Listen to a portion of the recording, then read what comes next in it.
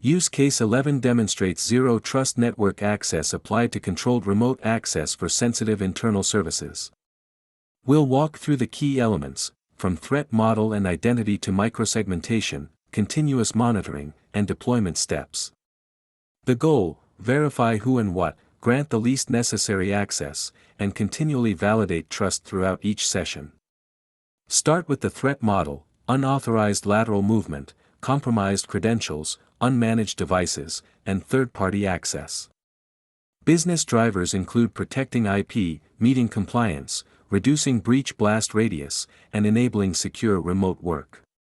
For Use Case 11, the highest concerns are constrained access to critical apps and rapid detection of anomalous sessions.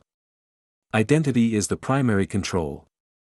For Use Case 11, require strong multi-factor authentication, device certificates or TPM-backed keys, and continuous device posture checks. Combine certificate-based device identity with adaptive MFA. Only devices that meet posture requirements should proceed to policy evaluation. Apply least privilege principles, dynamic, contextual policies that consider identity, device posture, time, location, and requested resource. Policy decision points should evaluate attributes and return explicit allow/deny/step-up outcomes. For Use Case 11, policies default to deny, grant just-in-time privileges, and require re-evaluation on session changes. Microsegmentation reduces attack surface by isolating resources.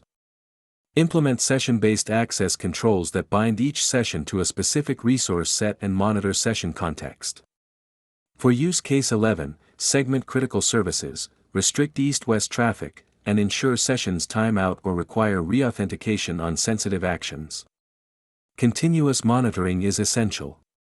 Collect telemetry from identity systems, endpoints, network gateways, and resource access logs. Use behavioral baselines and anomaly detection to flag unusual access patterns. In Use Case 11, integrate real-time alerts with automated policy responses to quarantine suspicious sessions. Integrate SSO for seamless identity exchange, MFA for strong authentication, and endpoint posture engines for continuous device health checks. For Use Case 11, enforce posture gating before issuing session tokens and tie SSO assertions to conditional access decisions for consistent enforcement across apps. Adopt an incremental rollout, pilot with a small user group, validate policies, expand by risk level, and enforce across all resources. Testing should include red team scenarios, posture drift simulations, and failover checks.